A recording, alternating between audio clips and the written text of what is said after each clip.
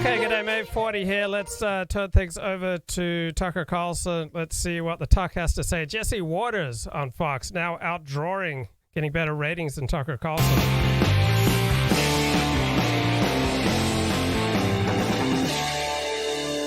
Good evening and welcome to Tucker Carlson Tonight. The promise of a meritocratic society is that the most capable people will rise to the positions of the greatest authority. In a meritocracy, for example, you would hire heart surgeons because they're good at heart surgery, not because of how they look or who their parents are. A meritocracy is the only fair way to run a society, and fairness matters to people, always, everywhere. Plus, it works well. Fewer people die on the operating table when you do it that way. For generations, this is how American society ran. If you were smart and you worked hard, you could compete on pretty much equal footing against anyone else in America. They tell you that was never true, but it was true. It was called the American Dream. People moved here from all over the world to partake in that system. But there was a political problem with it. If you've got a meritocratic society, it's pretty hard to play race politics because race plays no role in advancement. Individual initiative is what matters. Group interests are irrelevant in a meritocracy. Now, that may sound idyllic to you. It may sound like the kind of country you'd want to live in. But for the Democratic Party, it was a disaster. How do you get your voters to the polls if they're not racially aggrieved? It's hard. So at the tail end of the civil rights movement, after all the legislation guaranteeing equality under the law had already been passed, Democrats introduced a new concept. They called it affirmative action. The idea was to punish or reward Americans based on the color of their skin. Ironically, this was precisely the evil practice that the civil rights movement was designed to abolish. Racial discrimination was unequivocally wrong. That was the whole point of the skirmish on the Edmund Pettus Bridge and the March on Washington.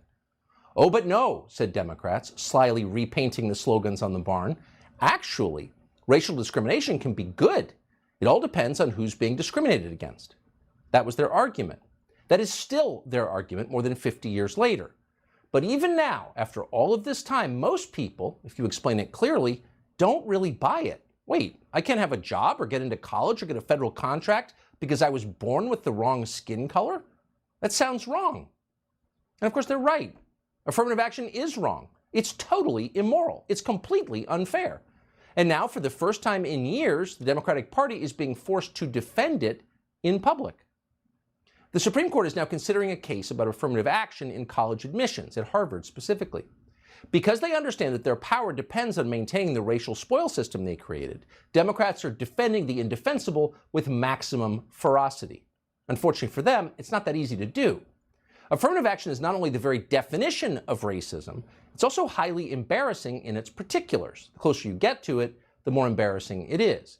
When you elevate people on the basis of their appearance, you tend not to get very impressive people. Why would you? Unless you're buying sunscreen, skin tone is a totally irrelevant criterion. Supreme Court Justice Sonia Sotomayor unwittingly made that point today. Sotomayor openly concedes that she got her job because of affirmative action. She was completely and demonstrably unqualified for the position. Obama chose her because of the way she looked. Now, that may sound deranged, but it actually happened. No one disputes it. Today, we saw the consequences of this. During oral arguments, Sotomayor made a mistake that no first-year law student would ever make. She repeatedly confused the terms de facto and de jure. Now, if you're a lawyer, that is an inconceivable mistake. It's like your local service station confusing gasoline with diesel fuel. It doesn't happen because the terms have entirely different meanings. De facto means something that's not in the law but happens anyway. De jure means something that is happening that is sanctioned by the law. See the distinction? Of course you do. And you're not even a Supreme Court justice. But Sonia Sotomayor doesn't see it. Watch. So even if we have de jure discrimination now or segregation now, Congress can't look at that? Because we certainly have de jure segregation. The races are treated very differently in our society in terms of their access to opportunity. We have racial segregation under the law in America? That's what Justice Sonia Sotomayor just said. Why is this woman wearing a robe? Even after Justice Alito corrected her, Sotomayor kept saying it. There's de jure segregation, or she said de jure segregation in 2022. Jim Crow is still on the books. Okay, this is the society that affirmative action has created. Sonia Sotomayor doesn't know what de jure means. Ketanji Brown Jackson can't define what a woman is. It's hard to imagine a more damning case against affirmative action than its results. And it's always going to be that way because the color of your skin is irrelevant. And if we don't believe that, then everything falls apart.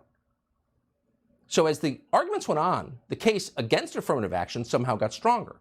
Watch this exchange between Brett Kavanaugh and a state solicitor general. How are applicants from Middle Eastern countries classified? From Jordan, Iraq, Iran, Egypt, and the like? My understanding is that just like other situations where they might not fit within the particular boxes on the common application, that we rely on self-reporting, and we would ask, they can volunteer their particular country of origin. But if they honestly check one of the boxes, which one are they supposed to check? I do not know the answer to that question. So just to remind you, something you already know but probably never think about, the US government collects data on people's races. Now, in a society where we're all equal as citizens under the law, why would they do that? That's what the Nazis did. So we're against keeping track of people on the basis of race, aren't we? And with so much at stake, how do we determine someone's race? How long before we're taking blood tests or measuring the shape of people's heads? It's been done before. It happens in other countries to this day. It's really dark and disgusting. So the question in that exchange was, what box do the Middle Easterners check? Oh, no idea. But of course, everyone knows the answer. If you want to get into a competitive school, the best bet for those Middle Easterners would be to identify as black. And studies prove it. According to a 2009 study by Princeton sociologist Tom Espenshade, selective schools currently boost black applicants to the point that whites are penalized 310 points on the SAT for being white. Asians are penalized 450 points for being Asian. Talk about systemic racism. How is that allowed in this country? Well, good question. And if anything, this systemic racism, and that's exactly what it is, it's racism at the systemic level, has intensified over the past decade, in case you haven't noticed. In 2020, a trial court found that at Harvard, skin color was determinative in admissions for more than half of all admitted African-American applicants and roughly 1/3 of Hispanic applicants. How patronizing, by the way, to them. Look at this chart. It shows the average SAT score for admitted students by race at Harvard from 2000 to 2017. It's almost unbelievable how different the standards are. And this is happening, of course, not simply at Harvard and not simply at other schools, but all over the entire society. A few years ago, a senior fellow at AEI called Mark Perry found that black and Hispanic students were heavily favored for admission into medical schools. Black students who had below average test scores were 7 times more likely to be accepted into medical school compared to white students with similar below average scores. And they were 9 times more likely when compared to Asian students with similar scores. That's medical school. In the end, you will have bad doctors, not because African-American students make bad doctors, but because the process of picking people on the basis of irrelevant criteria, like their skin tone, is insane. It has nothing to do with medicine at all. In fact, the practice itself discredits the medical schools that engage in it because it's so anti-science. This should make you uneasy. But wait, it gets worse. Here's an exchange from today. Clarence Thomas asked the Solicitor General what the educational benefits of affirmative action might be. Here's the response. So the most concrete possible scenario is stock trading. And there are studies that find that racially diverse groups of people making trading decisions perform at a higher level, make more efficient trading decisions. And the mechanism there is that it reduces groupthink and people have longer and more sustained disagreement, and that leads to a more efficient outcome. Well, I guess I don't put much stock in that because I've heard similar arguments in favor of segregation too. So, racial quotas decrease groupthink and allow for a diversity of viewpoint? Really, you live in a society that's defined by racial quotas. Is there more or less groupthink than there was when you were a kid? Is there a greater or smaller diversity of views than there used to be? It's insane. But the point is, to Clarence Thomas, it sounded very familiar. Quote, I've heard similar arguments in favor of segregation too, said Thomas, who grew up under Jim Crow in Georgia. Not surprising, because all racist arguments sound the same because fundamentally they are the same. Give me this because of how I was born. It was wrong then, it's every bit as wrong now. The difference is we no longer acknowledge the victims of it, and most are too ashamed to say a word, but millions of them exist by definition. There are people like Caitlin Younger, who's a middle-class white girl from Texas with no family connections or special advantages. All she had was hard work and intelligence. She scored a near-perfect 1550 on the SAT. Apparently, she thought the system was fair enough to acknowledge her achievement. She was told, work hard, do the right thing, and you'll be rewarded. Oh, but she wasn't, and we know why. She was turned down from every selective college she applied to because of her skin color. How do you feel about that? How do liberals feel about that? Does anyone really want to live in a country like that? Well, if you do, Kristen Clark does. Clark runs the so-called Civil Rights Division at DOJ. Clark didn't get the job because she cares about civil rights. No, she was hired because she opposes civil rights. And she has her entire public life. In 2020, she's also imbalanced, Clark declared publicly that her political opponent should be killed. In response to a video of people chanting, "Fire Fauci," here's what she wrote. We're quoting. Head of the Civil Rights Division. "These people should be publicly identified and named, barred from treatment at any public hospital if and when they fall ill, and denied coverage under their insurance." Oh, just genocide them. Okay, that was her solution. So affirmative action allows lunatics with violent fantasies like Kristen Clark to ascend to power, and they can do that because as they become more powerful, they continue to claim that they are victims. But they're not victims. Kristen Clark went to private school before she went to college. Of course, she's a product of privilege. What's interesting is that even as they tell you affirmative action is our single most important social policy, you're not allowed to single out any individual person who's benefited from it. Oh, it's great, but you can't say you got your job because of it. And of course, it's totally not allowed to point out that people like Kristen Clark are unqualified for the jobs they hold. It's an insult to protected groups. But how are those protected groups doing? Are they benefiting from generations of affirmative action? Oh, no, they're not. The kids of doctors are benefiting from affirmative action. And we know that. SAT results for black high school students are still abysmal. No one's helping them. 25% of Asian high schoolers in Michigan, for example, scored above a 1400 last year on the SAT. What percentage of black kids did? 0. So how are they being helped? Well, they're not being helped. Again, the children of nonprofit executives and doctors and network news anchors and Barack Obama, they're all benefiting. But the people who need it are getting no benefit whatsoever. In fact, they're being completely ignored. This is nonsensical, it's immoral, and it's ridiculous. And so, not surprisingly, the arguments we're hearing in favor of it today. According to Scientific American, for example, science compels a racial spoil system. This is real. Quote, "The Supreme Court could destroy affirmative action in higher education, and STEM professionals, science, must stand against the white supremacy and scientific racism that fuels arguments against it." So you're a white supremacist if you're against racial discrimination. Okay. Now, in a normal world, you would just dismiss that out of hand because it's deranged. It's the opposite of the truth. You are not a racist for arguing on behalf of a colorblind society. You are a good person arguing against bad people. In fact, arguing against racists. But they've inverted that and successfully cowed people into silence. So Joe Biden's Solicitor General, the former Miss Idaho he hired, argued today that affirmative action is somehow vital for national security too. Watch. Our armed forces know from hard experience that when we do not have a diverse officer corps that is broadly reflective of a diverse fighting force, our strength and cohesion and military readiness suffer. So it is a critical national security imperative to attain diversity within the officer corps. And at present, it's not possible to achieve that diversity without race-conscious admissions, including at the nation's service academies. The military experience confirms what this court recognized in Grutter, that in a society where race unfortunately still matters in countless ways, achieving diversity can sometimes require conscious acts by our leading educational institutions. Okay, so does she know anything about the subject, Miss Idaho? Do you? No, she doesn't.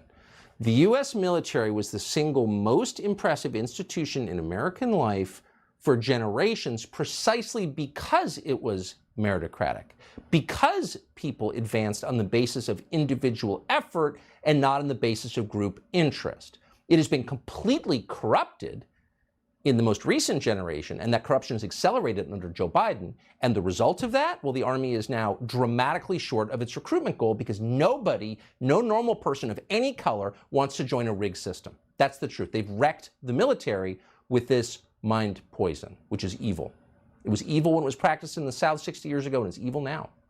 Vivek Ramaswamy is an entrepreneur and author of Nation of Victims. He's a graduate of Yale Law School and Harvard undergrad. He joins us tonight. So Vivek, thank you so much for coming on. Why is this, and I notice that no one on the right wants to touch this because they're afraid or whatever. I don't know why it's so hard to defend a colorblind meritocracy since that's America, but why do you think this is an important fight?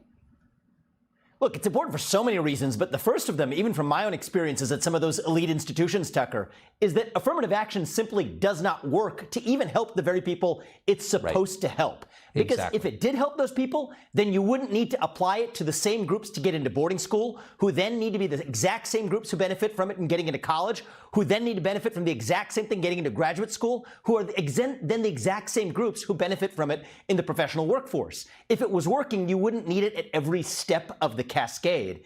And here's the thing, Tucker. Nobody makes a case for affirmative action in the NBA. Nobody makes a case for affirmative action in the NFL because they know that would ruin basketball and it would ruin football. None of us would want to watch it.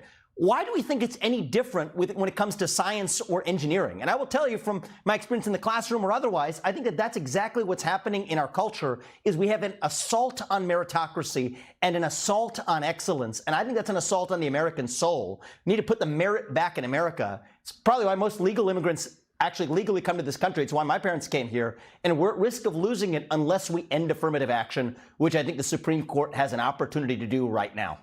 Well, that's exactly right. People from around the world understood, despite what the Academy tells us, that it was a pretty fair system, fairest in the world anyway, and they came here as a result. I just don't understand, if the NBA is too important to destroy with affirmative action, then why is it okay at flight schools or medical schools? It makes zero sense, Tucker. Now, let's take the best counter-argument from the other side, especially in the Harvard context, right? Because that's the case before the Supreme Court. What opponents will say is that they allow legacy admissions, so how come you're just against affirmative action on the basis of race? You know what my response to that is? Great, let's get rid of both of them. Let's go back to merit. And if you want to get rid of legacy admissions, I'll take that trade. My kid doesn't need a leg up to get into Harvard just because I went there. Leave it to the best playing field. May the best succeed. May the most academically successful succeed. May the most athletic succeed. That's America. That's what we need to revive. And conservatives actually need to be more bold about making that claim. That's what I would say. They certainly do, because it really is a foundational concept. If we're not all equal as citizens, then what's the point? Vivek, I appreciate your coming on and for so articulately defending that core American promise. Thank you. Thank you. So Brazil just held its presidential election. The runoff was Sunday. According to official figures, the incumbent president, Jair Bolsonaro, was narrowly defeated by his far-left convicted criminal opponent, Lula da Silva. The margin of victory is less than 2%. Now, there are a lot of questions about this election, whether all the ballots were counted, for example, and Bolsonaro has not conceded. But questioning the election results in Brazil is no longer allowed there, or even here.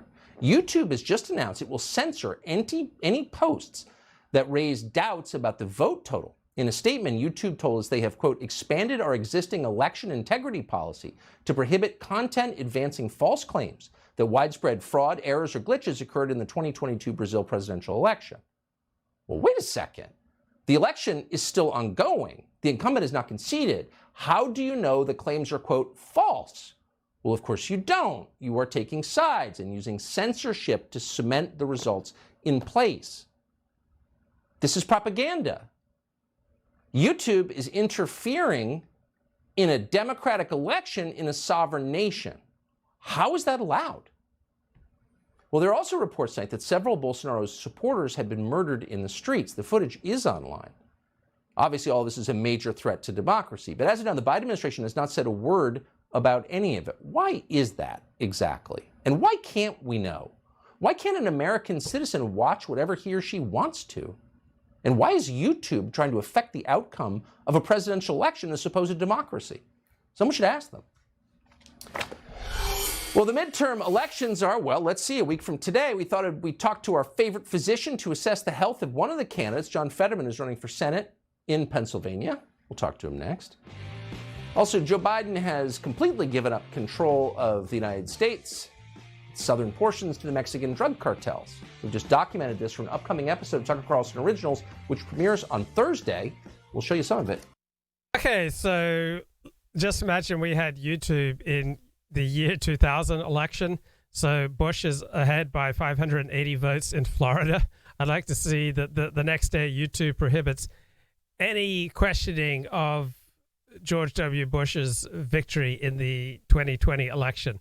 Somehow I'm kind of skeptical that YouTube would do that.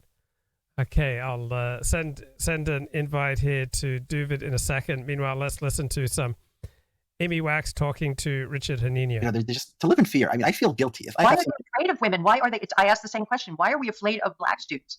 Well, why are we not willing to take charge and do our job and say to them, no, you cannot engage in emotional blackmail. Emotional blackmail is degrading and debasing, and it's decadent. And you're trying to destroy what we've built over hundreds of years. We're not going to let you. Yeah. I mean, did men, if you went up to a group of men, say, I don't know, a long time ago, decades ago, and you were a woman and you started, crying, I think the natural instinct, even at the time, say the 1950s, would have been, to feel some kind of sympathy and say, okay, whatever you want, you win the argument. I think it's a trope of sort of a popular culture that, women complain or women nag, women cry, men sort of just let them get their way. But, you couldn't imagine someone from the 1950s say, well, you couldn't imagine the women, I think, having the nerve to say. So just some extraordinary scenes playing out at the U.S. Supreme Court. Let me have a look at some of the tweets regarding the affirmative action case. So we have this long 7-page transcript where Harvard tries to defend their personality scores. I mean, they're completely unable to be honest about what they're doing. Their striking inability to explain away the low personal rating that Harvard admissions impose on Asian Americans, right? It doesn't look so good. I mean, people just have an impossible time trying to, rationalize and defend affirmative action. Dooovid, welcome. How are you, Dooovid? Hey, Baruch Hashem. Excellent. So, do you have any response to affirmative action? Is it something that you think is possibly a good idea? You don't have a strong opinion, or you think it's a negative thing? It has good and bad parts to it. Saying cost and benefits. Overall, I'm probably, I don't say opposed to it, more in favor of meritocracy, but there's certainly some positive aspects to affirmative action, especially if you already live in a multicultural place.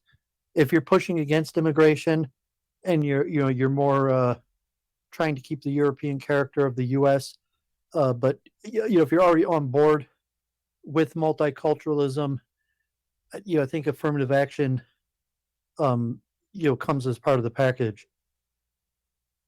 Yeah, I get that. How did it go with Claire Core? You went on her show, I think, this past week. Yeah, it was interesting. I saw it's interesting. Me and you have taken part of the same turn, and you're talking about the narrative voice and identity issues. So, I mentioned to you Joseph Campbell and the hero's journey, and you've been taking a little different approach to the hero, but in terms of, how do you find a narrative voice and connect to the readership? That's what I've been focusing on a lot, especially now that I'm trying to do more writing. So Claire invited me on to talk about that. It was kind of interesting. She's a smart woman, and she let me do most of the talking and share with whatever audience she has my ideas, and gave me a little feedback. And then today she messaged me again, so I was like, let's talk about the Israeli elections. So I kind of rambled, mostly just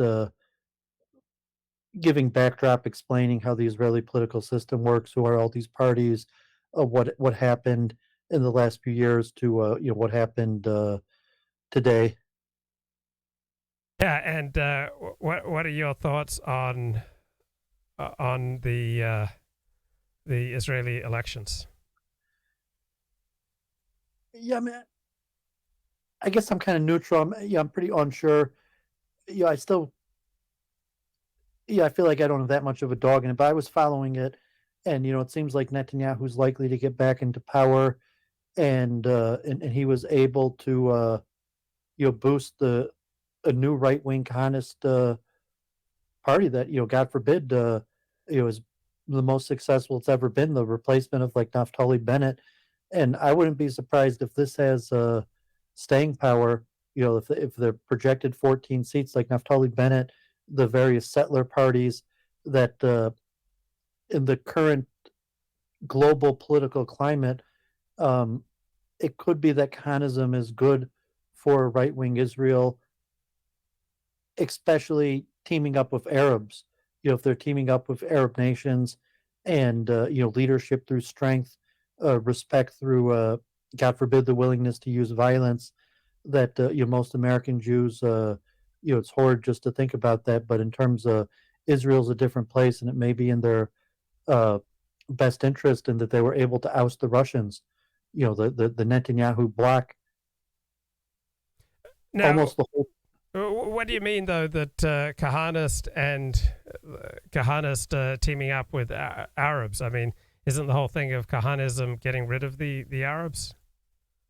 Well, in Israel, I'm talking about the Abraham Accords, that strong men, in terms of the previous narrative that you should support Israel because Israel's the only democracy in the Middle East and it shares Western values.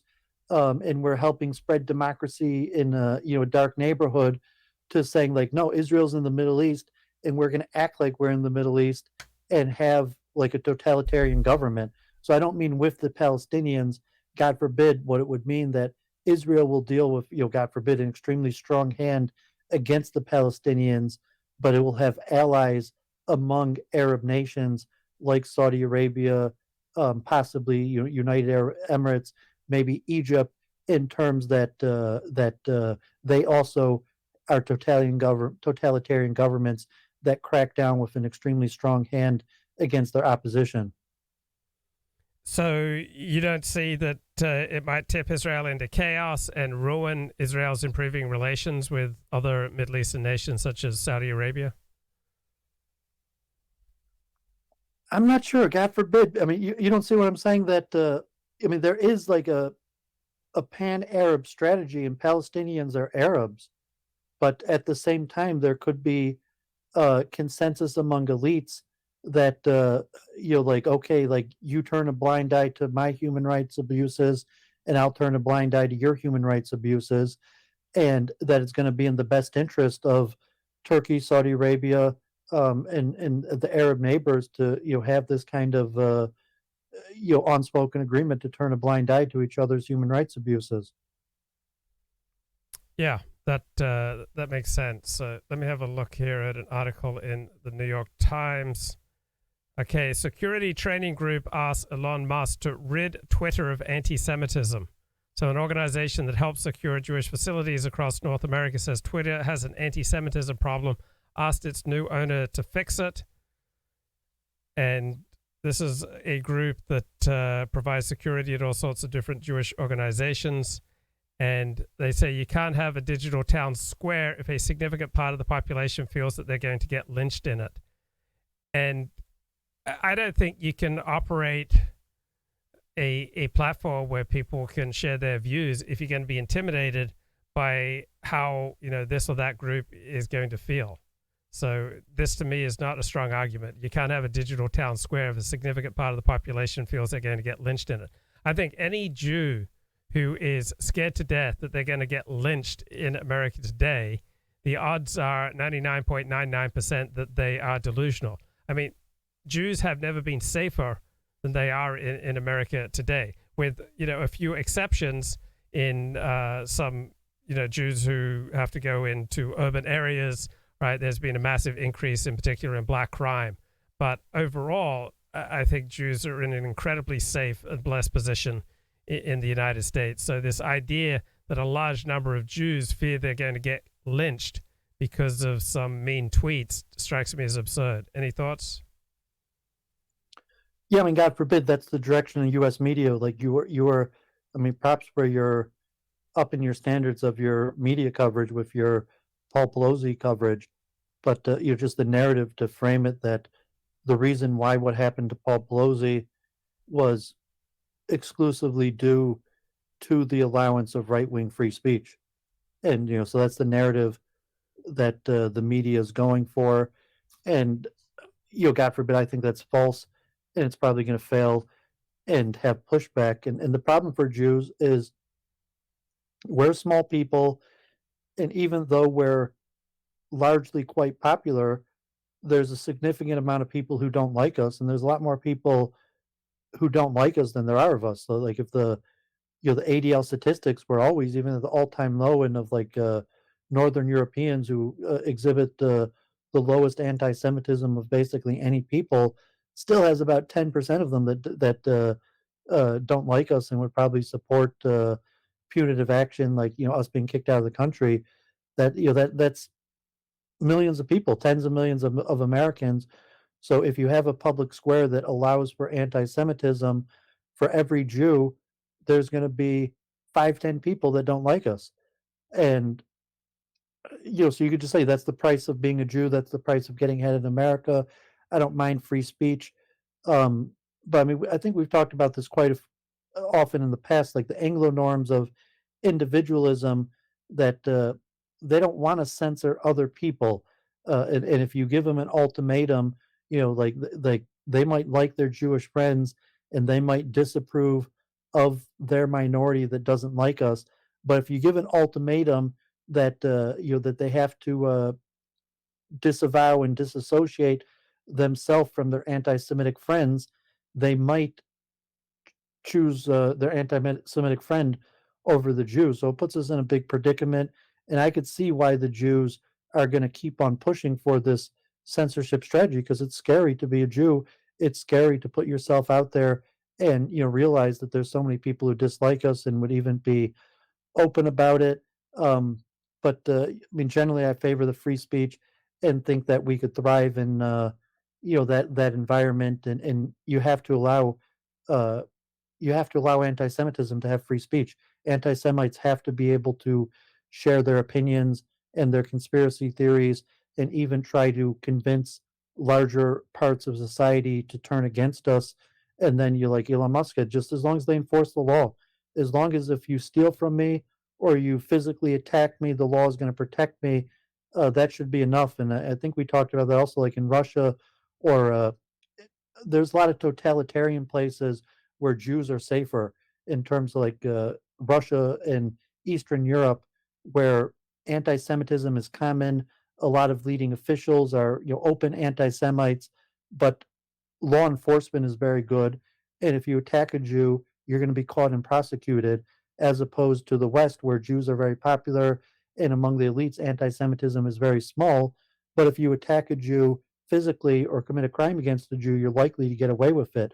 And like we're seeing in urban areas, God forbid it's African Americans, but the level, like if a prominent person speaks badly about the Jews, they're going to be canceled. But if a random homeless or crazy person beats us up, they're going to get away with it. There I am. Let me go back to this New York Times article here. So this is not about the First Amendment, this Jewish activist group says, and it is not about freedom. This violent speech must be monitored and policed like lives depend on it, because they do. So this is, of course, completely absurd and contradictory. This is about the First Amendment. This is about freedom of speech and violent speech. What is violent speech? We must fight. If I say we must fight to keep America free, we must fight to preserve our cultural traditions. Jews must fight to get ahead in a difficult world. I mean, some people say that is violent speech, but I want anyone who is breaking the law by, for example, trying to publicly say, "Hey, we're going to get together at this block and we're going to start murdering people." All right, obviously that sort of incitement is illegal, but the mind games that this activist must say to claim, this is not about the First Amendment. This is not about freedom. This violent speech must be monitored and policed like lives depend on it, because they do. No, lives don't depend upon monitoring Twitter. Lives depend upon ameliorating significant conflicts of interest between groups. right? You could have the most heinous commentary on Twitter, and it's not going to lead to violence unless there are groups in the country who see that they have essentially life and death conflicts of interest with Jews. Those life and death conflicts of interest are what breed, inter-group violence. It's not just mean words on social media. Any thoughts, Dooovid? Yeah, I mean, legally, it has to be a credible threat to violence to pass the law, and even minor talking about violence, like God forbid, wouldn't it be great if something violent happened to this person, or even saying like I would really like to do something violent to this person, generally is not considered a credible threat. I mean, if it's we could see if as it moves forward, I'll do the research and look into the actual laws or the case law to what substantiates a credible threat of violence. I'm sure with your background in you're reporting about pornography, you're probably aware of the reality of what is considered a credible threat of violence. And it's like the Kahanas doing well in Israel, and it's like, wake up, people don't like you. Like Judas Maccabeus, when he was arguing against Sulla, he was like, just wake up, these people don't like you. Get that crap fantasy out of your head. There are tens of millions of people who don't like us. Like, buy a gun, join your local JDL, support your local police station, and get these fantasies out of your head that everyone's going to like us, or that policing speech is going to change things. So that's the direction. Like in Israel, there could also be a divorce between Israel and American Jews, where Israel, like I've mentioned this for a while, that Israel could cancel the right of return on American Jews. American Jews, if they shift further to the right, maybe Israel, takes a more pro-Russian stance, or different possibilities that could happen. Or, if they do start turning a blinder eye to Palestinian human rights, that it would cause the inability to have, the relationship between American and Israeli Jews, because the group strategy is too different. And Israel might take the approach like, with the Arabs they're doing peace with, and turn a blind eye to, God forbid, to Jews in America getting beat up, and saying, well, that's what you get. That's why we have mandatory military service. That's why you should spend 3 years in the army when you turn 18, so you don't complain about Twitter, people teasing you on Twitter. And then the Jewish neighborhoods, like you're in the Jewish neighborhood, we've talked a lot about security, and just saying like, I know that a lot of people don't like us. I know that there's probably 500,000 people in LA that if they could and get away with it would beat up a Jew, God forbid, even kill us. And it's a cold world to think like that, but that's how they think about it in Israel. And to say that American Jews should look at it like that, I'm not sure I'd go that far, but I could see that there's an element of the Jewish community that would just accept that's the way it is. I don't, I'm not going to do censorship. We're just going to protect our community, and say, like, if you beat up a Jew, we're going to find you and punish you. I don't care what you say. You can spread as much anti-Semitism as you want, but if you beat up someone wearing one of these, we're going to hunt you down and find you. So and, I don't know if, I don't know if you'd agree with that sentiment, or you at least feel in your community there's a lot of people who feel that way. I'm not sure. All Jews like censorship. Like even the Kahanist in your area also want to censor Twitter. No. Most Jews I know are not pro censorship, and so this hysterical outburst from this particular activist organization is not representative of most Jews, because most Jews have a life, right? For most Jews, what's going on Twitter, anti-Semitism on Twitter, is not in their top 30 concerns, right? Most Jews, like most non-Jews, are primarily concerned about taking care of their families, making money, getting an education, spending time with friends, pursuing their interests, all right, paying the bills, right? These are the concerns of most Jews.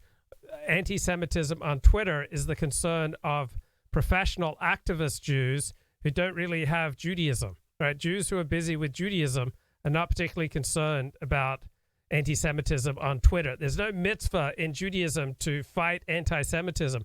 That is pretty much solely the province of people who don't have a real Jewish identity. And so they try to make up for it by going on these ridiculous crusades. Like, normal Torah Jews are very, very busy. It is incredibly demanding to lead a Torah life. You have so many obligations on you, and none of these obligations consist in trying to police social media. Now, there are a tiny number of Torah Jews who are professional Jews and who get to make a living by fundraising about, the Cossacks are coming on, they're coming for us on Twitter. So there's a tiny number like that. But your regular Orthodox Jew or your regular non-Orthodox Jew has 30 other things in his life that he's far more concerned about than anti-Semitism on Twitter. What do you think? Yeah, I was thinking about, I mean, definitely agree. And, if we think this out, to think what's likely to happen and, how will we be comfortable, like the mapping project in Boston, where what happens when every time a Jew joins on Twitter and says our opinion, that someone doxes us, gives an address, and says, God forbid this person's a horrible Jew, and wouldn't it be great if something bad happened to us? And said, well, could we live like that? And it's like, yeah, we could probably live like that, and maybe that's what Twitter would be like. You're like, okay, you've been on blog, you probably are used to that type thing for decades now, and so you're like, yeah, you could live like that. And I think a lot of Jews, especially in the business world, like landlords and businessmen, are Orthodox Jews are used to bad publicity, and but it's certainly scary. And we can understand why the Jewish community would want to push for something different. But I could see that happening without censorship. Like every major Jew is going to be doxxed regularly and have trolls on us. And then I don't know if you agree. Like, you think without censorship that would be likely. And say, even yourself, how would you feel if every time you post on Twitter, some troll had your address and a comment how wouldn't it be great if something bad happened to you? Yeah, I think that's illegal. It's an incitement to violence, and I believe that the law takes care of that. And I think doxing's a bad thing, and I'm happy to see people who dox who get. I'd like to see them suspended from social media, and anyone who makes incitements to violence, saying, wouldn't it be great, if this person got hurt or got murdered? Yeah, I'd like to see them banned from social media as well.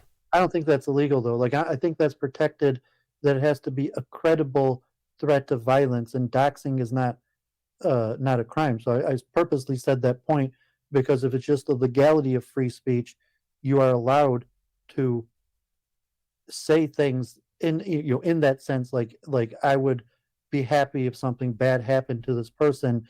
It's not a credible threat of violence. It's not illegal. No, that wasn't what you said. No. Stop. You said if someone posts your home address and says, wouldn't it be great if something violent happened to this person? So you combined two things. When you do those two things, yeah, I think you get in trouble.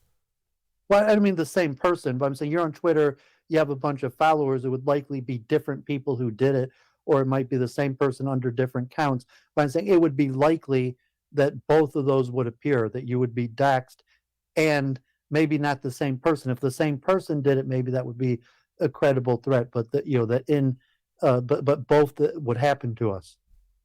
Right, and all social media platforms consider this out of bounds. I mean, posting people's, intimate, private information, such as, where they live, where they work, and then making incitements to violence. Nobody defends that. It's not something that's peculiar to Jews. Well, I'm saying we do defend that's free speech. No, we don't. No. I mean, you can't combine those two things without getting into trouble. No social media platform is going to allow that. You're going to get banned if you participate in that sort of activity. Well, yeah, but I'm saying the Boston mapping project that, or doxing sites that, to directly happen. So you favor some sort of moderation, and even though it's technically free speech, that social media should prevent doxing and ban people for doxing. But I mean, the fact is currently that like Kiwi Farms was a doxing site, and maybe you could have linked something towards that or someone. But I was saying I think we could function even if that did exist. And I was talking like on Mob Talk with John Wolfe that like mafia generally is in ethnic areas where you have the protection of being in a Jewish community. So okay, these people know my home address, or but like I live in the Jewish community, I have the protection of my neighborhood. Where a lot of secular Jews or individual Jews, I don't have that protection. I just have like a house. My neighbors are African Americans. They may or may not do anything to help me if someone tried to do something to me. Versus if you lived in the Jewish community and had some feeling towards protection. I mean, it's pretty difficult dilemma, and it may not even matter. Saying like, okay, like you post your stuff on Twitter and share, and it's going live, and we had serious enemies on our Twitter that were like doxing and trying to be violent against us. We could probably deal with it. I'm not sure it's that bad. I think it more focuses on, God forbid, Jewish media social programmers, people in the media that are pushing leftist ideas that are largely social programming. That's why I talk about Charles Moskowitz quite often, which he didn't really seem to get, maybe because like Kevin McDonald type thinking and like Kanye West, where anti-Semitism as a group strategy, where you realize that your political opponents are largely made up of Jews, so you use anti-Semitism as a group strategy. And then obviously the Palestinian question, where especially Jewish organizations like the Mapping Project, the BDS movement, is largely being pushed by Palestinians. And you say, well, of course they're pushing it. They have a reason they're pushing it, because they're bringing the war in Israel-Palestine to America. Okay, thanks, David. I'm gonna run off now. Thanks for stopping by the show. Okay, I appreciate it. Anytime you want to talk, and you'll see it's interesting. I wouldn't be surprised if Netanyahu's back in power, and that will probably mean a lot more right-wing Jews out there with these talking points, and we'll see what happens with elections next week too. Okay, great, thanks. So I've been looking at this new edition, new translation of the Quran Tanakh. It's a translation of the Hebrew Bible, and it's by an Orthodox Jewish publisher. But even the Quran translation has gone woke, right? So from page 19, it notes Hebrew is a grammatically gendered language, as though male female is just a matter of social construction, right? That's already woke, right? Male female is a biological reality. It's not just some social construction. Hebrew is a grammatically gendered language. I mean, here we got Orthodox Jews going woke, and masculine words and forms are often used to refer to both sexes. We have favored the use of gender-neutral forms in English. For example, people and children rather than men and sons. So even this Orthodox Jewish publication is going woke and, preferring not use like masculine pronouns for God and for men. Like Hebrew is an incredibly male, female divided language, but they're watering it down to go woke. It's sad. Oh, let's go to Tucker Carlson on the Paul Pelosi story. Here we go. To get to the bottom of the story around the attack on Paul Pelosi in San Francisco last Friday night, we couldn't, and we still can't. It's not gotten any clearer in the past 24 hours. Police in San Francisco, for reasons that are not clear and not defensible, are still refusing to release the body camera footage, which would answer most questions. And now there are more questions about why the Pelosi home was supposedly unguarded that night. According to CBS News, after January 6th, Nancy Pelosi moved hundreds of Capitol Hill police officers to field offices in Tampa and San Francisco. Did you know that? She's got her own police force now? The point was to protect members of Congress, presumably from Donald Trump's QAnon army. So there was a field office of the Capitol Hill Police in San Francisco, according to this news account, and yet somehow there was no security at the Speaker of the House's home on Friday night? It doesn't make sense at all. You know what doesn't make sense either? Is the supposed blog of the man accused, David DePappy. Take a look at it. It reads like a left-wing activist idea of what a QAnon extremist would post. So this guy was homeless, mentally ill, and addicted to drugs. Who paid to register the site? The first time the site appeared on archiving services was the day of the attack. What does that mean? Like, how could you explain that? Maybe there's a good explanation. I'm not alleging anything. Just asking questions, as they say, but those are fair questions to ask. But no one in the media is going to ask those questions. Why? Glenn Greenwald is an independent journalist. His work is on Substack. He joins us tonight to assess. Glenn, thanks so much for coming on. So everybody feels, obviously, pain thinking of an 82-year-old man being hit with a hammer. It's like the worst thing imaginable. Well, it's quite common now. But why should the rest of us sit here and accept obvious inconsistencies in a story that has public policy implications and not say anything? We obviously shouldn't, and I think this is the most important point about all of this, which is how many millions of people have been conditioned to believe that it's immoral or even some kind of reflection of mental illness, like you're a conspiracy theorist, if you don't immediately and unquestionably accept whatever story is told to you by institutions of authority. And the amazing thing about that, Tucker, is that this framework is being constructed by journalists, people whose primary purpose in life is supposed to be to question and challenge the claims of the powerful, and instead they're demonizing anybody who does so. Skepticism itself can never be wrong. Skepticism says there's evidentiary holes and there's faulty reasoning in what we're being told. Even if evidence does emerge later on to prove it, the skepticism itself was not just valid but necessary. So Jeffrey Epstein killed himself. The Russians blew up their own pipeline. Julian Assange is a criminal. I mean, maybe we're in the habit of just accepting the most ludicrous possible claims and moving on to the next thing. It feels like where we are. I mean, I remember, Victoria Nuland, who's the State Department official in charge of Ukraine, went before Congress and said, we're really worried that the U.S. and Ukraine have biological labs that are very dangerous, and if they fall into the Russian hands, it can be a disaster. And anyone who said, wait, what does she mean, was instantly branded a conspiracy theorist. How many people were called conspiracy theorists because they question whether the vaccine works the way they were told to work or anything else? This is what they do, is demonize questioning. I think you were on that night. What, biolabs in Ukraine? Shut up, Putin apologist! What? Glenn Greenwald, always do like a palate cleanser, the fresh air of sanity coming into the studio. Thank you very much. Since then, here's his appearance on CNN from earlier today. Well, let's talk about inflation, because that's a big concern for voters. What do you think the biggest cause of inflation is, and should the Biden administration be doing more? No, I just do. I think that simply is also, let's talk about the trillions in massive tax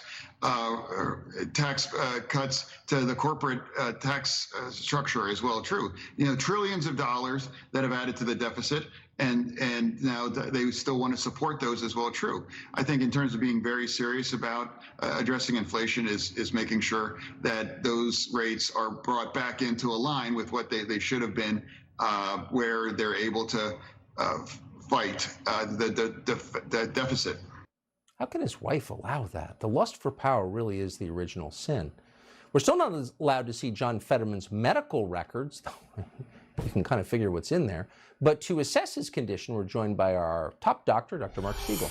Hey, doctor, what do you make of this? Well, Tucker, that appeared confused at best. I mean, he certainly doesn't have an indication there that he understands what the Trump tax cuts did 4 years ago, but I'm no economist. I noticed another part of the interview where he flat out said, again, I'm not releasing my health records. You have transparent letters from doctors. Well, look, doctors are not that transparent in letters, and that's very vague. And I want to know the specifics of why he not only would have problems expressing himself at that debate with Dr. Oz, and not only have problems hearing, but he seemed to have problems with comprehension. He seemed to have problems juggling things at once, possibly impacting decision making. So I want to see the MRI. I want to see what a neurologist wrote in the medical records. We know he has a bad heart. He's actually said that his stroke came from a blood clot from an irregular heart rhythm. I want to see the cardiologist record. I want to see the echo. Look, he's showing great courage here by coming forward, but there's another issue here, which is what about the voters of Pennsylvania? What do they deserve? They deserve full disclosure. They deserve transparency. They deserve someone who is fit to serve, Tucker. Yeah, it's not all about John Fetterman's personal journey. Dr. Mark Siegel, I appreciate you coming on tonight. Thank you. Thanks, Tucker. So Fetterman has obvious cognitive problems, but that's just the beginning of his problems. He has a track record of precisely zero achievement. His only real job was running a town called Braddock, Pennsylvania, which is worse off now than it was when he ran it. But that has not prevented, because the Senate's at stake, the leaders of the Democratic Party from showing up in Pennsylvania and telling you, no, he's great. Watch this. I know this job well. John is prepared right now to be an effective senator. And I think with even more months of recovery, he's going to be back to where he was. But I think he did really well. It'd be great to have John Fetterman to move forward a positive agenda. By the way, it isn't about whether we have a Republican senator or not. It's whether or not we have an adult, somebody who's responsible. I thought he was really good. I thought he knew what he was doing. I thought he was strong. And look, Fetterman is Pennsylvania. I mean, Fetterman is everything that he appears to be. You know where he stands. He has great courage. He has no reluctance to say what he thinks. He's my kind of guy, and I think he's going to be fine. They'll say anything, literally anything. Mehmet Oz is running against John Fetterman in Pennsylvania. He joins us tonight. Dr. Oz, thank you so much for coming on. So as a non-Pennsylvanian, I look at this. Hey, I'm going to skip the interview with the politician. And the Paul Pelosi story is just weird. Right? What do Greg Gutfeld has to say? Apparently. I wouldn't know. I don't care. So by now you heard about the attack on Paul Pelosi. A suspect's in custody. Apparently he was a homeless illegal alien. He lived in an old yellow school bus. No truth to the rumor, it was Danny Partridge. But don't knock a yellow school bus. We know how wonderful those things are. Who doesn't love a yellow school bus, right? Can you raise your hand if you love a yellow school bus, right? Just, there's something about and most of us, many of us went to school on the yellow school bus, right? And it's part of our experience growing up. I went to school on a yellow school bus. It doesn't really bring up all these positive, overwhelming feelings for me. So true. She loves school buses almost as much as she loves Venn diagrams. Meanwhile, in the media, you have Dems and talking heads, like there's any difference, desperately trying to make this about right-wing hate. Like people on the right were always saying, hey, you got to go attack Nancy's husband with a hammer and don't wear pants. He was yelling out the things that we heard during January 6th, which is, where is Nancy? That's what the intruders going through the hallways on January 6th were shouting, Nancy, Nancy. This is... I don't recall ever hearing a bad word about Paul Pelosi, aside from it's not a good idea to drive drunk. But he has not been the subject of vitriol. Right? I don't know anyone who, loves Paul Pelosi. All right, so this doesn't stand part up. Of the January 6th insurrection. This has been going on for years. The attacks on her and this group of MAGA extremists have been not ending when Donald Trump left office. Yes, this is part of January 1st. It's MAGA extremists behind this because they always attract illegal alien nudists who live in school buses who think they're Jesus Christ. Hell.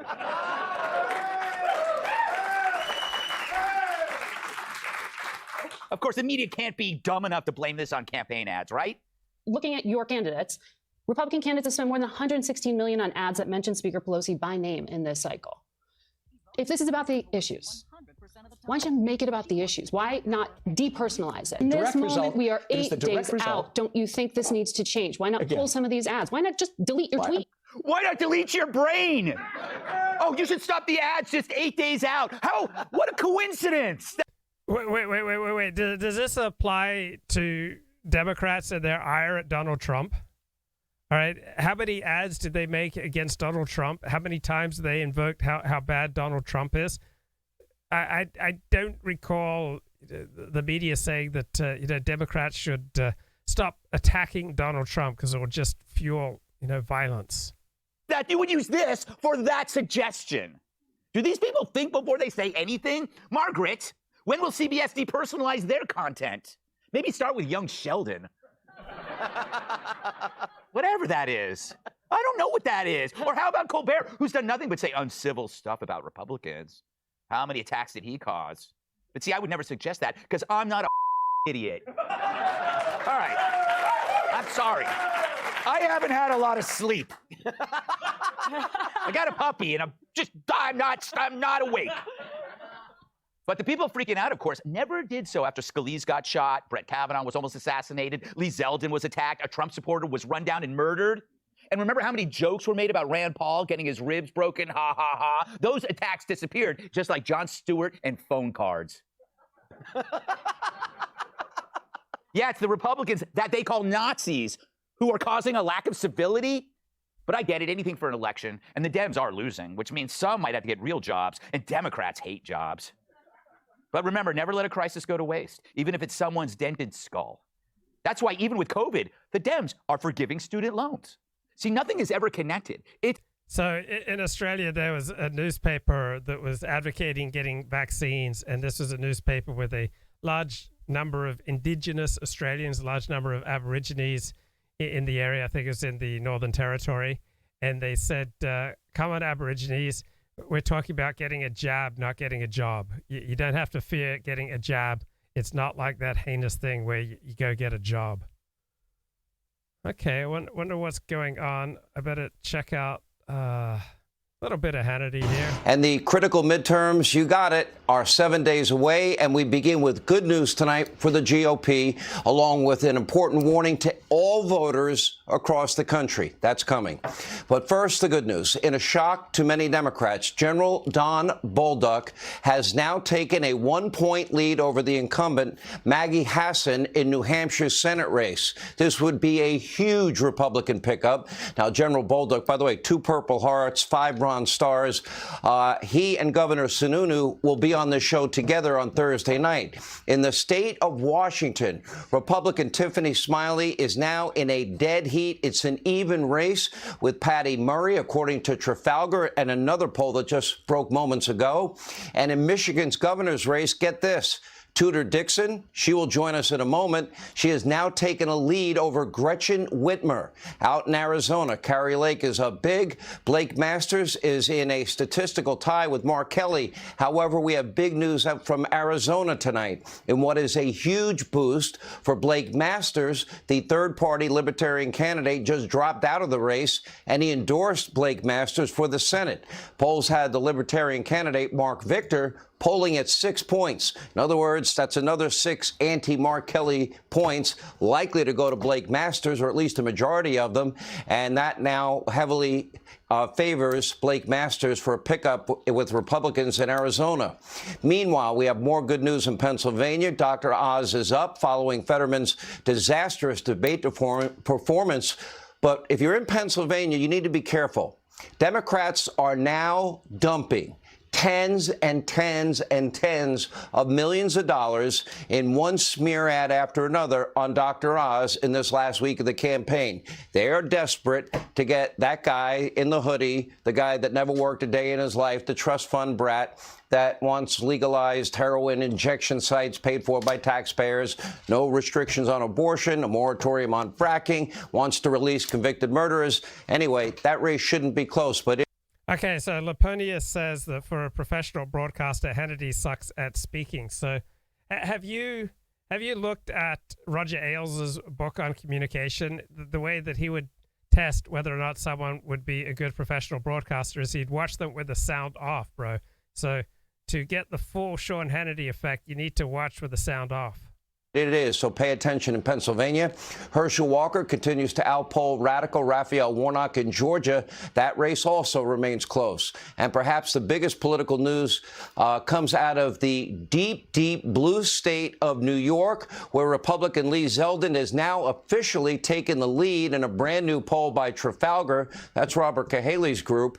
Now, Lee Zeldin will be here as he's campaigning with Florida Governor Ron DeSantis. That's straight ahead. And now the numbers are really, both of them will join us. Now the numbers are really encouraging. But let me be clear and let me pause right here. These races are very, very close. Most of them are within 2 points. So make no mistake, it doesn't matter if your preferred candidate is in the lead, if your preferred candidate is behind, if your preferred candidate is in a dead heat tie. Anything can happen. Don't think for a second this is a slam dunk. In other words, every voter needs to do their part. Take nothing for granted and don't forget what is at stake. Okay, so you are the message. This is actually a pretty good book by the late Roger Ailes, the man who developed Fox News. So he says, look in a mirror and study your own face. Begin to talk about a political issue and see which part of your face moves and which doesn't. Using the same subject matter, repeat the conversation. However, imagine that you're now speaking to a child. See if your face softens, if your eyes become more expressive, if there is a tendency to care more that the listener understands what you are saying. Most people tend to use more facial expressions when talking to children. So I need to start talking to you like you're little children. Let the little children come unto me. Okay, here are the 10 most common problems in communication. All right, this is a good book here by Roger Ailes. Right? Lack of initial rapport with listeners. Stiffness or woodness in the use of the body. Presentation of material that is intellectually oriented. Right? And the speaker forgets to involve the audience emotionally. Speaker seems uncomfortable because of fear of failure. Poor use of eye contact and facial expression. Lack of humor. Speech direction and intent unclear due to improper preparation. Inability to use silence for impact. A lack of energy causing inappropriate pitch pattern, speech rate, and volume, and use of boring language and lack of interesting material. So you're asking, 40, what does it mean? You are the message. 40, Richard Spencer's on with Ethan Ralph right now. 40 is a much better speaker than Roger Hannity. Roger Ailes effed out when he passed on 40. Talk dirty to me, 40. Yeah. Oh, Glenn Bentley says, I read that book. Some of it was good. Yeah, some of it is good. So I want to see Richard Hanania in a prime time spot at Foxborough. Good evening and welcome to 40 tonight. Okay, you're the message. What does that mean? It means that when you communicate, it's not just the words you choose to send to the other person that make up the message. You're also sending signals about what kind of person you are by your eyes, your facial expression, your body movement, your vocal pitch, your tone, your volume, your intensity, your commitment to your message, your sense of humor, and many other factors. The receiving person is bombarded with symbols and signals from you. Yeah, we're always transmitting. If you're an addict, you're transmitting the disease. If you got intoxicated, you're transmitting God. We're always transmitting, like a 50,000 watt KFI radio station. So everything you do in relation to other people causes them to make judgments about what you stand for and what your message is. You are the message. Comes down to the fact that unless you identify yourself as a walking, talking message, understand you're constantly transmitting, you miss that critical point. The words themselves are meaningless unless the rest of you is in synchronization. So if you're uncomfortable with who you are, it will make others uncomfortable too.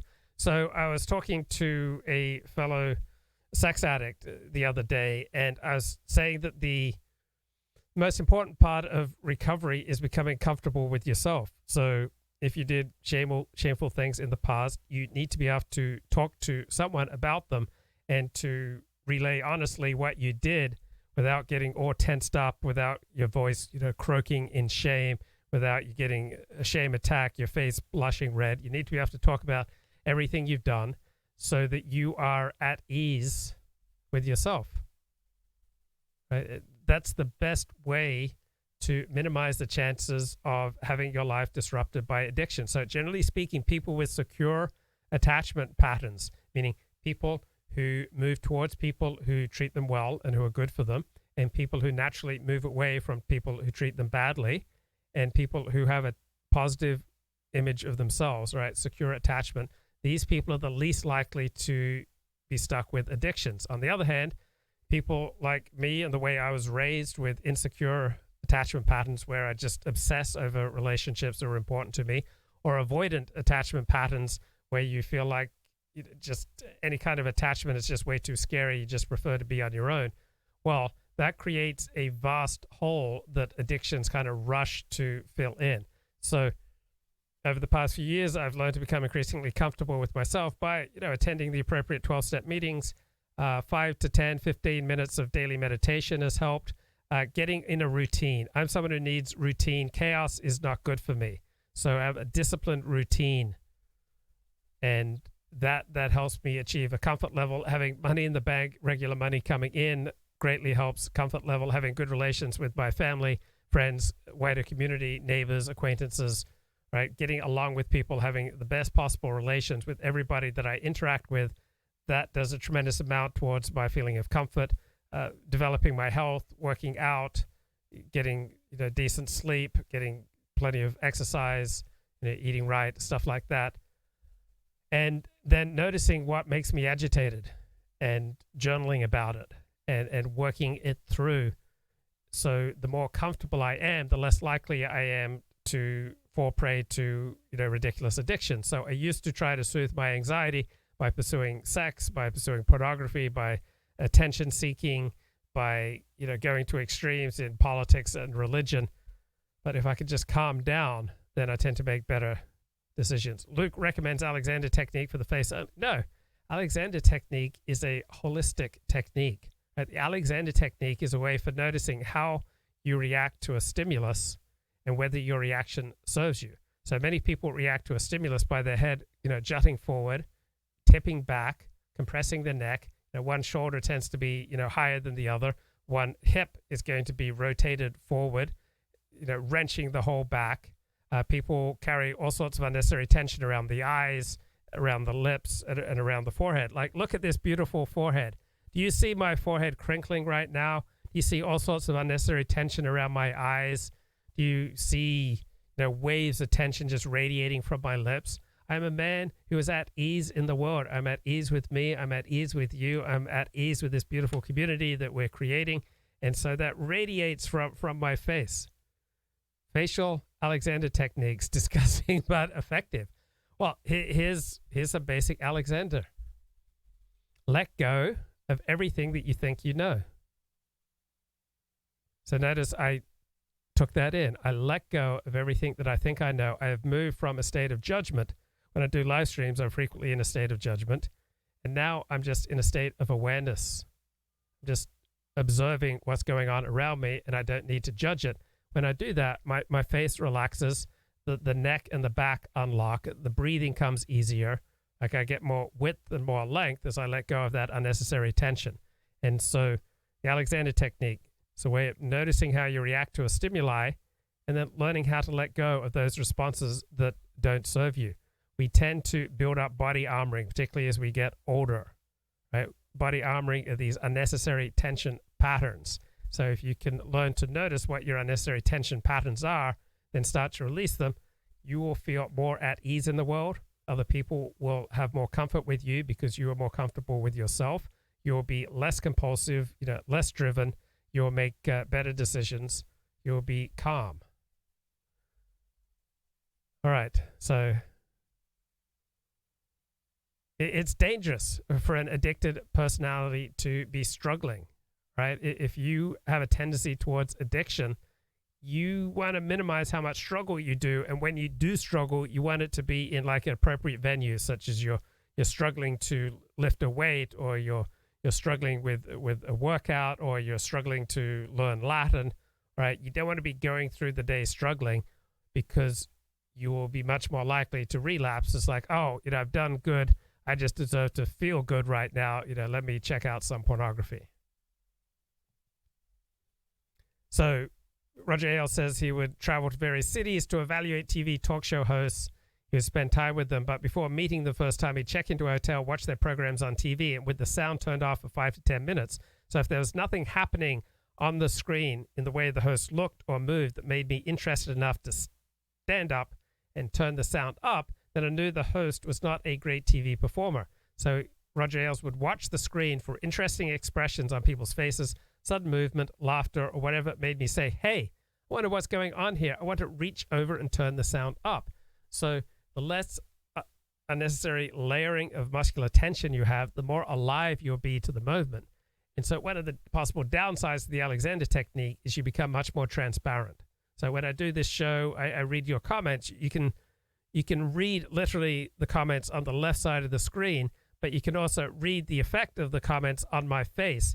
Because there's very little unnecessary muscular tension on my face, when I read your comments, I react, and you can see my reactions to your comments just flowing across my face. So if you have access to videotape, ask someone to interview, then turn the sound down, watch yourself. You're still interesting. Place a mirror by the telephone. Watch yourself as you speak and as you listen. Do your eyes and face look engaged and lively? So when you let go of that unnecessary muscular tension, which can be in your forehead, around your eyes, around your lips, right? When you let go of that muscular tension, you're going to look much more engaged and lively. Right? Do you gesture when you speak? Do you ever smile? The people who are the best communicators communicate with their whole being. They are animated, expressive, interesting to watch. So tape an ape. Buy a tape of a famous actor, reading selections from literary works, record yourself reading those same selections, compare your vocal quality. So tape an ape. Tape the best professionals, try to imitate the pros, try to develop a range for your voice. So you start down here, range or vocal variety should be your goal too, at what makes a voice interesting, alive, and distinctive, just as you'd watch, right? So you have that vocal variety, but mainly you want that climbing the staircase, right? You want ascending melodies. Just as you'd watch a tape of Jack Nicklaus swinging a golf club to help you perfect your own swing, or of Martina Navratilova swinging a tennis racket to improve your backhand, you can do the same with recordings by professionals, so you get that ascending melody there. If you care, they care. So if you care about what you're talking about, other people will care. If you care, your listeners will care. Your voice will automatically move up and down. You'll automatically start ascending the staircase, right? If you don't care, your voice will flatten out and be boring. In every communication situation, ask yourself, what am I feeling here? How do I feel about what's going on? So right now, I'm enjoying myself. Being committed is crucial. Very few people freeze up or are unable to speak or go into a monotone when they feel strongly about something. Roger says, when I speak to others, I'm always in control of time. That's rate of speech, pauses, space, where and how I move, eye contact, emotional messages that my eyes send, my voice volume, pronunciation, changes in pitch and tone, my state of mind, calm, happy, upbeat, self-confident, my attitude, unthreatened, open-minded, friendly, the flow of dialogue so that I know when and how to insert my ideas and opinions and my feelings. So he says, I can correct 15 communication technique problems with 1 ounce of energy. It's fundamental to success. With the right energy, you are absorbing what others are broadcasting to you. You project enthusiasm. Most so-called speech problems clear up automatically if you are energetic and enthused. So a good communicator's energy is a life force. It's a vitality. Properly focused energy comes across as positive, a magnetic intensity rather than a negative overwrought intensity. So it's an inner flame that we all display when we sincerely believe something we talk about. We're committed intuitively. We know true energy when we see it and hear it in a communicator. It's the energy associated with a Harry Truman or a Martin Luther King or a Winston Churchill. We all know people who radiate this life force in abundance. When people with energy speak or even listen, they don't display inattention or lack of focus in the eyes or lack of interest in the face. People in love have energy. People who love their jobs have energy. If your energy is up, your rate, volume, and pitch will be appropriate to the situation. If you're enthusiastic, if your posture is good, if you're friendly, if you're comfortable, then you have the right kind of energy. So Roger says when he first started speech coaching, he did it the old-fashioned way with drills and practice on rate, pitch, and volume. My clients made progress, but it was slow and tedious. Today, I do it organically. I work on the energy level of the communicator. So that was one of the challenges for Dennis Prager when he got into radio. The the people who are in charge of the station, the program directors, would keep telling him, more energy, more energy, more energy, more energy. So that's one of the big differences between the professional broadcaster and the amateur, is that the professional broadcaster has those ascending melodies, speaks with a tremendous amount of energy. So compared to how you'd speak in normal life, you need to speak with at least 5 times, if not 10 times the amount of energy on a YouTube live stream or on the radio or on TV. So what's the energy level? Is it appropriate to the situation? What are your goals? What are you trying to say? What do you mean? How do you feel? How much do you care? If you're in touch with these things, your technique will improve quickly and dramatically. Most people think that their energy level is much higher than it is. Now he says 80% of our clients are surprised when they first see themselves on tape. They say, I didn't know I was so boring. That most people come across with insufficient energy. Most 99% of us are kind of inhibited, and so we don't really go far enough with our energy. Look forward, I'd love to play poker with you. Don't play poker. Yeah, my face is way too transparent. You'd take me to the cleaner. Relaxed and at ease with the world, harmony of mind, body, and spirit. Roger Ailes always knew the right moment to pinch a bottom.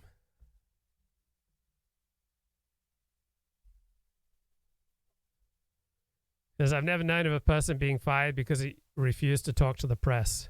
So when in doubt, don't talk to the media. Remember, the media has nothing to lose by interviewing you. On the other hand, you could have plenty to lose.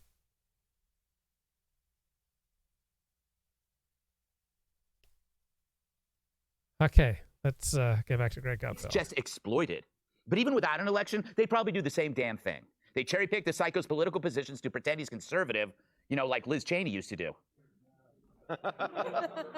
What, did he compare her to him? Yeah, I hope so. I hope you think that, you idiot. Meanwhile, Republicans focus on crime.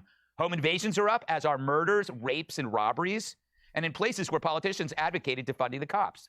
You can call that a political take, too, except this one is rooted in reality. I suppose Republicans could have made up stuff as well, like there was a wooden gavel found at the scene with chocolate Haagen-Dazs ice cream on the handle. But they didn't. And so the media screeches like Kamala having her feet tickled. How dare you bring up violent crime, even after a violent crime is committed? Right. If you righties continue this fact-based, we're going to smack all of you with hammers. So you're only supposed to talk up violent crime for fake violent crimes. So there are lessons here, but politicians in the media, they aren't interested. It's about only political outcomes. Last week, it was pretending John Fetterman's brain worked. Now it's the Pelosi attack was MAGA, January 6th. And hate speech, it's a constant threat because it's code for criticizing Democrats. But as long as they win in November, then nothing ever needs fixing. And that's why the criminally deranged are still on the street. That's why this happened. There's nowhere for the mentally ill to go. And bottom line, if Pelosi had just been another victim, who knows if they'd even give a damn at all about this? If it was just an Asian lady, we'd likely be told beating people with a hammer is a misdemeanor. And the media... Yeah, good point there. Okay, so here's another book on a similar theme. It's the autobiography of the founder of 60 Minutes Australia. Say It With Feeling, Gerald Stone. Megastars, Media Tsars, Trailblazing TV, Memoirs of a Prime Time Warrior. So after the Cuban Missile Crisis, Gerald Stone got a little concerned about living in the United States. He thought it was too dangerous, so he moved his family to Australia. Now, his father was a Russian Jewish American bootlegger. Then Gerald Stone and family moved to Australia in 1962, and he noticed that Australians tend to be much more emotionally repressed than Americans. So Americans tend to much more wear their emotions on their sleeves. So I heard one American say on Dennis Prager's radio show that she went to the Sydney Opera House, and after a performance, she was the only one to stand up and cheer. So this exuberant display of emotion, much more of an American thing than an Australian or an English thing. So journalists in any country tend to treat the news the same way. But as a newcomer, I brought a precious asset, a fresh pair of eyes, along with the sharpened perceptions of a stranger eager to make his mark. My writing style stood out as different from what Australian readers were used to. I made an extra effort to explain things that my colleagues regarded as too common to bother with. And as many Australians were still burdened by the reticence of their British heritage and unused to discussing their feelings, That reluctance to delve too deeply was reflected in the press coverage. As a recently arrived American, I was constantly made fun of for being part of a population obsessed with psychoanalysis, but my background made me more prone to pursue issues most of my Aussie colleagues treated as taboo. So he noted Australians treated their beaches with the reverence of open-air reverence cathedrals. When mates got together, they did so on the basis of absolute equality in Australia. Americans tend to be earnest and idealistic. Australians tend to be more reserved and skeptical. So Australians are less burdened by sentimentality. They have less of an over-eagerness to please. They're more skeptical, more quick on the draw with a deflating remark. In 1964, John Lennon said to Gerald Stone, "How'd you get into this country? I thought they had a white Australia policy." And in the 1960s, he interviewed a theater manager who said, "If someone's got abo blood, he's got only one place, and that's with the other darkies. They all smell, they're ignorant, they drink too much. People from the outside just don't understand what they're like." So Gerald Stone became entranced by TV and its far greater emotional impact compared to print. Something as simple as a momentary pause or a tightening of the lips could alert the public.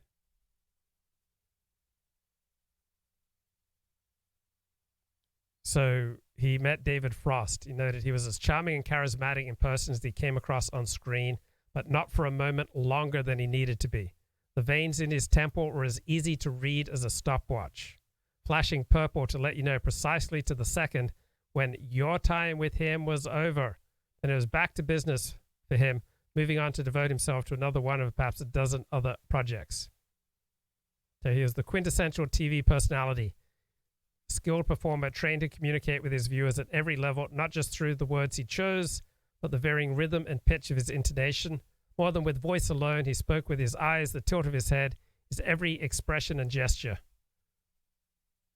Journalists might be highly trained in the art of gathering information, but they weren't half as effective communicators as David Frost. The facts don't sell themselves.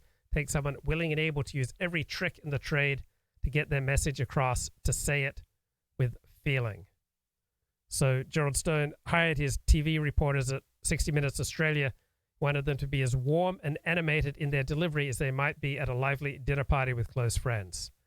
Whatever the story, tell it in a way that makes each viewer think you are speaking directly to them with such feeling that they can't help but listen and care.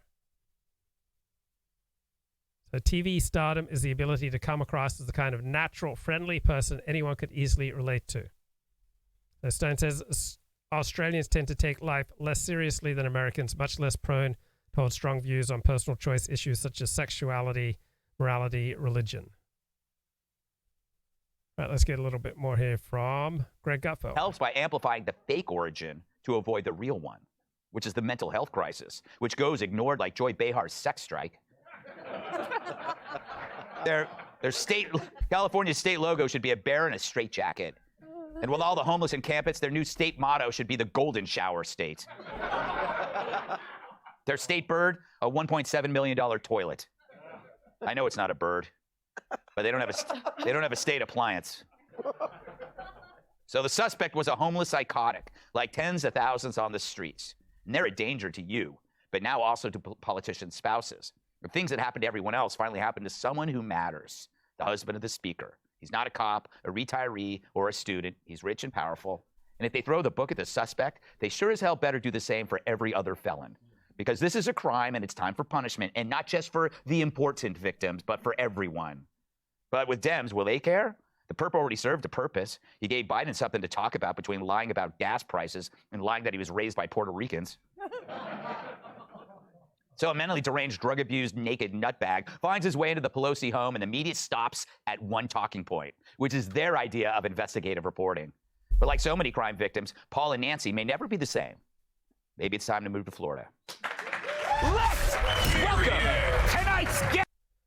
Okay, let's get serious, guys. There's a threat to our democracy out there. What are we going to do about it?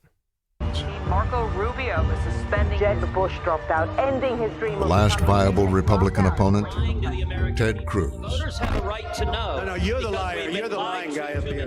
It was really ugly. I mean, it got as deep into the mud as I can remember any primary contest getting. I mean, Donald Trump was implying that Ted Cruz's wife was unattractive. A picture is worth 1,000 words. I don't get angry often, but you mess with my wife, you mess with my kids, that'll do it every time.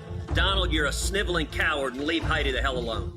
If Ted Cruz brought a knife to the fight, Donald Trump brought a nuclear-tipped bazooka. You know, his father was... Wait, why is it like the ugliest thing ever to imply that someone's wife is unattractive? Like, I can think of a million things more ugly than implying that someone's wife is unattractive. I'm not saying it's very nice, but that's hardly the most heinous thing that somebody could say. Come on, man. Was with Lee Harvey Oswald prior to Oswald being, shot. I mean, the whole thing is ridiculous. What is this, right prior to... Cruz had watched as this man humiliated him, humiliated his wife, humiliated his father. Guess what? Nobody can humiliate you, right? That's up to you. The more seriously you take yourself, the more pretensions you have, all right? The more you have an exaggerated sense of your own importance, then the more wide open you are to being humiliated. If you are humiliated, it's not because of other people. It's because you are out of touch with reality. You have an exaggerated sense of your own importance. You have an exaggerated sense of your own skills. Right? You are the delusional one setting you up for humiliation. Someone who lives in reality, someone who is comfortable with his fallibility, who recognizes how flawed he is, who recognizes how many embarrassing things he's said and done, that type of person is much less liable to feel humiliated. In the most brazen and despicable way. And he felt at that moment that if he was going to lose, he needed to get a few things off of his chest. The man is utterly amoral. Morality does not exist for him. This is normal when people are in intense competition, right? When we are in intense competition with others, we are most likely to think negatively about them and to pronounce these sweeping judgments. All right, someone who's just lost a very challenging, difficult campaign, of course he's going to come out and say heinous things. If this man were to become president, think about the next 5 years. I mean, Ted Cruz is a political hack. I mean, I like him. But he's another politician who says and does ridiculous things, just like any other politician. For him to climb on the moral high ground here is silly. The boasting, the pathological lying, the bullying. Think about your kids coming back and emulating this. If your kids are emulating the President of the United States, there's something wrong with you. Why aren't your kids emulating you? Why aren't your kids emulating people in your community? Right? If your kids are so vulnerable that their role model becomes the President of the United States, you as a father have done a lousy job. But people don't want to go, oh, maybe there's something wrong with me. Maybe I've made some bad choices. I just read this on Twitter that if you don't like where you are in life, it's because you've made some bad choices. And the reason you've made some bad choices is that you've had some mistaken beliefs. So what mistaken beliefs have caused you the most damage in life? Now, that kind of soul searching is not as easy. It's not as quickly emotionally as satisfying as blaming your problems on someone else. But if you're not where you want to be in life, it's because you've made some wrong decisions. And many of those wrong decisions have been based upon mistaken beliefs. So think about what beliefs have you held that are mistaken and have cost you dearly. The danger of what was unfolding between Cruz and Trump at that time was, you're a liar, no, you're a liar. Okay, you get a lot of that in politics. But in this case, what Ted Cruz was saying was absolutely the truth. And a lot of people in sort of political circles in D.C. knew it to be so, but weren't saying a word. In the end, Ted Cruz would do the one thing Donald Trump hadn't back in Iowa: concede. We gave it everything we've got. What a great man. He finally conceded. All right, need to hit this Politico article. The Supreme Court is poised to handcuff universities. Right, any law is going to handcuff people. Right, you say rape is illegal, you're handcuffing rapists. You say murder is illegal, you're handcuffing murderers. If you say cheating, lying, stealing are illegal, then you are handcuffing cheaters, liars, and thieves. Right? That a law handcuffs entities and individuals is hardly a strong argument against having law. We already know what happens to college admissions when affirmative action is banned. Yes, we have people who can't survive without affirmative action, and they don't do so well. All right? So I got a recommendation here. The Right to Speak, Working with the Voice, Patsy Rodenberg. Okay, thanks for the recommendation. Friend says we should retain affirmative action, but we must make those whom it benefits write essays about how they acknowledge their intellectual inferiority and what steps they will take to prove their merit. For decades, the Supreme Court has ruled affirmative action can be used. Great. Now the court has shifted. As a longtime college administrator, I know the practical implication this will bring. It will close the door to many Black and Latino students who cannot objectively gain admittance to top universities. So affirmative action bans have already been implemented in 9 states. Admissions officers are not allowed to take an applicant's race or ethnicity into account. Yeah, but they get around it. Right? It takes them a year or two, but they figure out ways to get around it. They saw declines in the proportion of new undergraduate students from groups that have historically been underrepresented in higher education, including Black and Latino students. Why aren't we decrying those groups who are underrepresented in the National Basketball Association, or underrepresented in the rap music industry, or underrepresented in the National Football League? Why is it simply marked out by the will of heaven that there are areas of life where blacks absolutely should dominate, and we should never question that? That's just how it is. That's God's will. But God forbid, if there are areas of life where blacks don't do as well as the average, then there must be something wrong. Areas of life where blacks do far better than the average, that's just natural good. We should welcome that. But any area of life where blacks don't do as well as the national average, oh my God, that's the worst thing ever.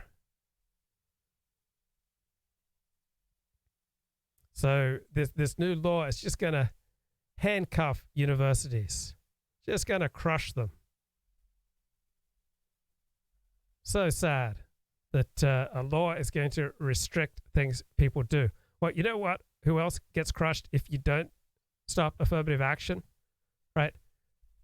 Non-black students who would otherwise get admitted but get rejected by better universities because someone who doesn't have their qualifications, who doesn't have their test scores, right? Someone who hasn't done the work and achieved, right, gets promoted on the basis of race.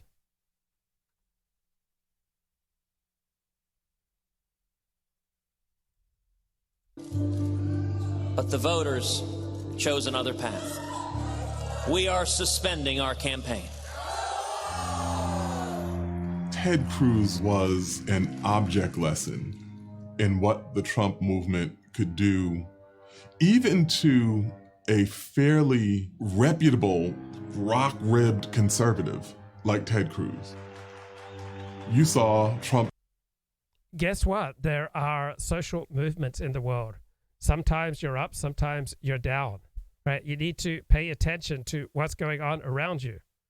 So whether you're in elementary school or you're at work or you're at the club, right? Sometimes there are movements that coalesce behind a particular individual and they sweep everything in their path, right? But nobody just solely experiences success.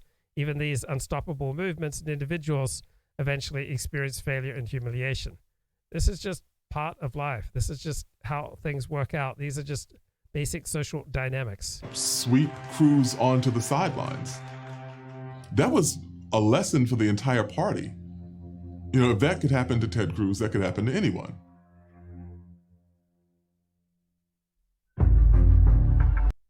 Yeah, if a politician doesn't stimulate people to fear him, he's not going to be a very effective politician. I've just been reading Peter Ackroyd, his book on a history of England. He makes the point that good people rarely make good kings. So good people rarely make good presidents. Good people rarely make good politicians. Good people rarely make good professional athletes, right? The kindness and the niceness and the empathy and the sensitivity that you would like from an acquaintance, a coworker, a neighbor, right? These don't tend to be qualities that bring out the best in presidents.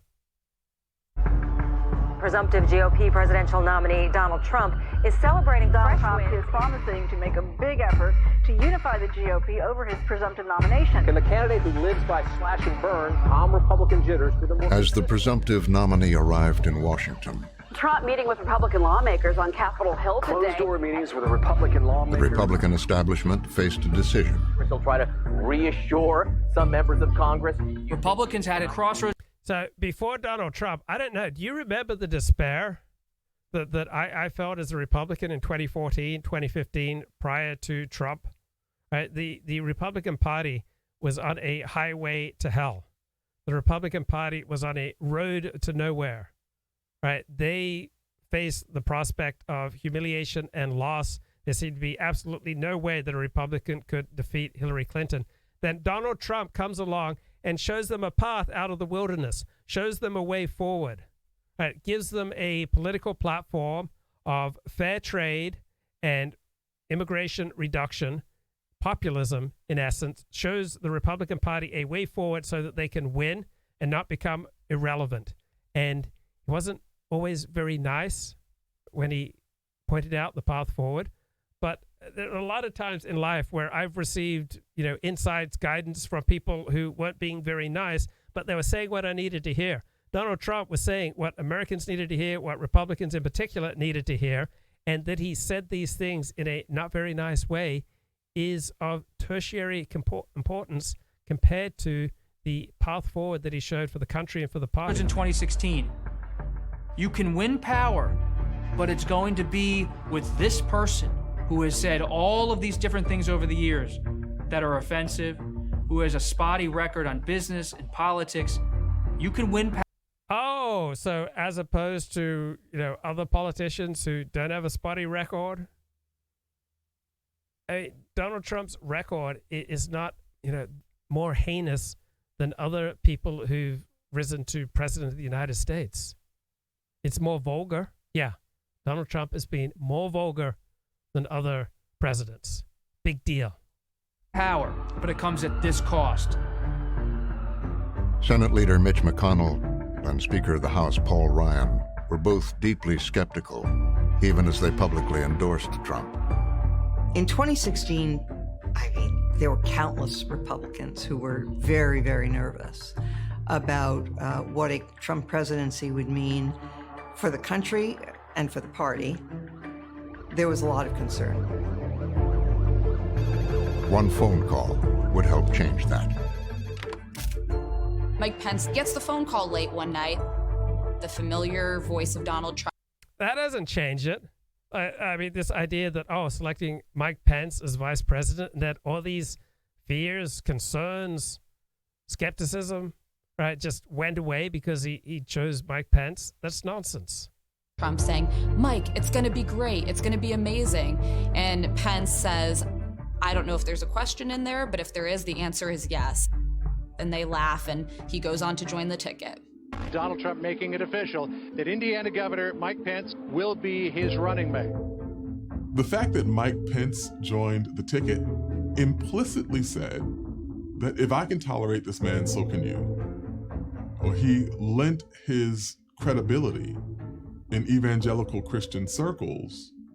And he lent his credibility because he got something out of it, right? Mike Pence wasn't just some human sacrifice, right? People, if they want something bad enough, they're willing to sacrifice. So Mike Pence was willing to sacrifice his dignity, his ease, the happiness and joy of his wife in order to reach for the great prize of being vice president of the United States and very possibly president of the United States if something happens to Donald Trump. So you want something really big, it's usually going to require a really big sacrifice.